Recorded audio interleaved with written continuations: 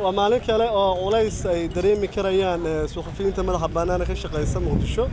ما أنت وريالا كميدها waxaan tagnay xarun cusub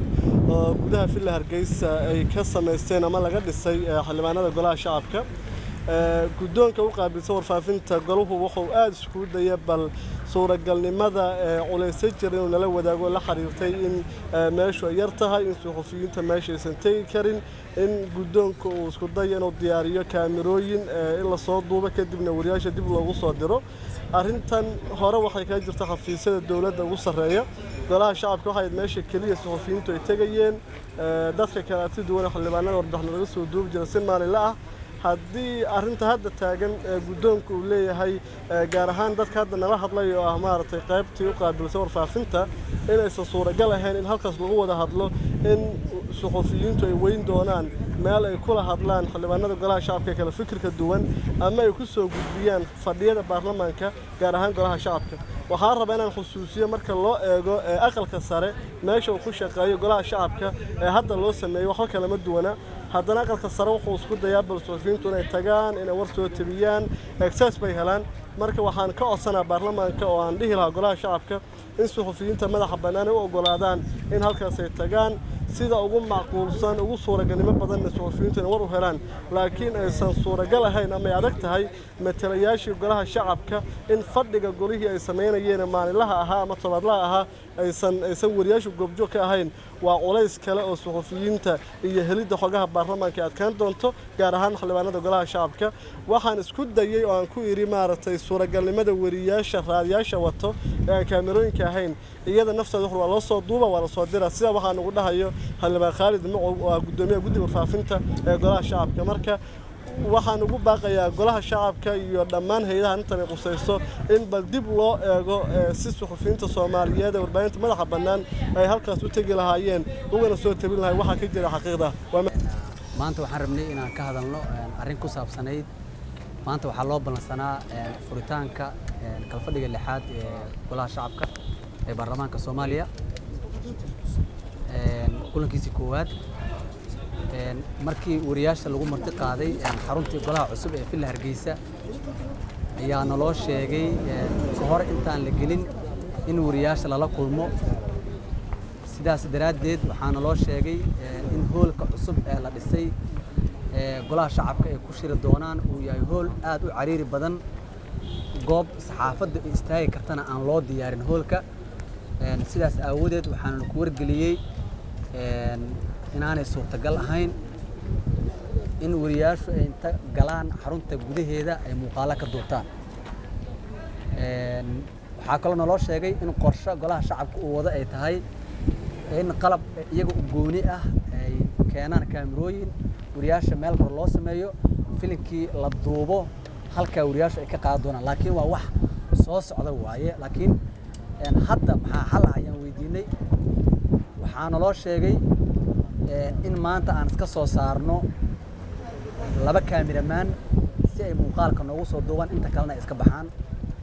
waxaan u sheegnay in wariyaashu iyo warbaahinadu ay kala duwan yihiin oo xuquuqda muuqaalada xataa ay u kala duwanaanayaan taasna aanay suurtagal ahayn sidaas daraadeed maanta golihii shacabka furitaankiisii kala fadhiga lixaad kulankiisii koowaad suurtagal ma aysan noqon sabab la xiriirta warbaahinta naloo sheegay meel loogu talagalay oo muuqaalada ka duubtaa inaan jirin laakiin anaka markiina la geeyay oo anaka iyo saddex wariyo kale noo ogolaaday inaan meesha soo aragno waxaan noo muuqanayay in meelo badan oo wax laga duuba karo wariyaasha haddii loo ogolaanayo inay jiri kareen sida qaybaha gadaale qaybaha geesaha ah inay jiri kareen in wariyaasha kaamirooyinka suuqa fiican ay wax ka duuban karaan waa haddii la rabay in wariyaasha ay wax duubtaan oo caqabad aan loogu dhigay in baarlamaanka iyo xildhibaanka iyo guddoonada loo dhaxeeyo marka maanta waxaa dhacay inaanan kulankii aanan ka qayb gelin sabab la xiriira in wariyaashii maanta loo sheegay in laba kaamiramaan ay iska soo dhex bixiyaan annaguna ku qanci weynay marka guddoonka golaha iyo dhammaan xildhibaanada waxaan u sheegaynaa in arrintaas haddii wax laga qaban karo wax laga qabto oo wariyaasha loo ogolaado way heli karaan meel ay muuqaal ka duubtaan codsigaasna soo gudbinaa saaxiibada wariyaasha baarlamaanka ka shaqeeya ee soo tabiyay wararka golaha shacabka sidaas darteed xalay waxaan lagu casuumay inaan ka qayb galno kulanka koobaad ee kala fadhiga lixaad ee baarlamaanka si halkaas aan wararka uga soo tabino waxaan ka mid ahaa wariyaashii fariimaha loo soo diray ee lagu casuumay golaha shacabka laakiin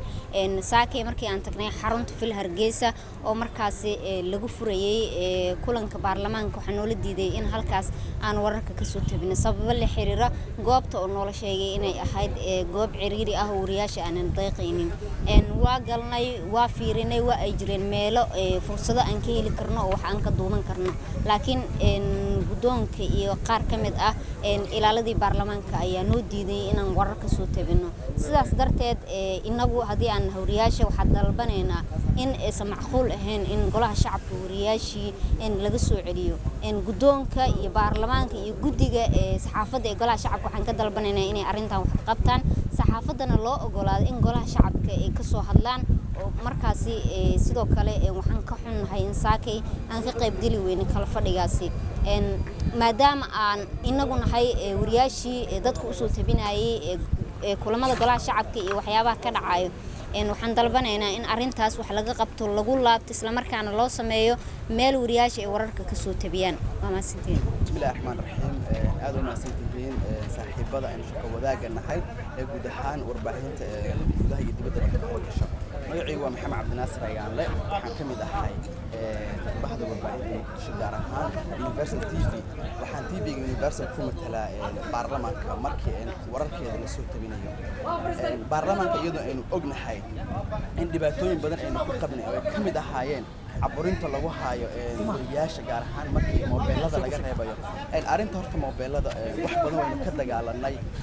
aqaab badan wariyaasha Soomaaliyeed markii baarlamaanka aadeen arinta mobilka aqaab badan way kala kulmi jireen tusaalooyinka badan ee dhibaatada lagu qabo waxa ka mid ah maanta qofka wariyaha markuu yahay waxa uu ka soo tagay qoys hooyo ka soo tagay aab ka soo tagay carruur ka soo tagay xarun shaqo ka soo tagay markii telefoon laga reebo oo lagu dhaho telefoonkaaga inta dhig muddo saacada ah oo garaan baarlamaanka markii ugu yar tahay doodayaan 5 saacadood 3 saacadood 4 saacadood lagu jiraa markii telefoonkaaga laga reebo muqdisho xaaladda ee ka jirta aynu ognahay qaraxyadu ka jiro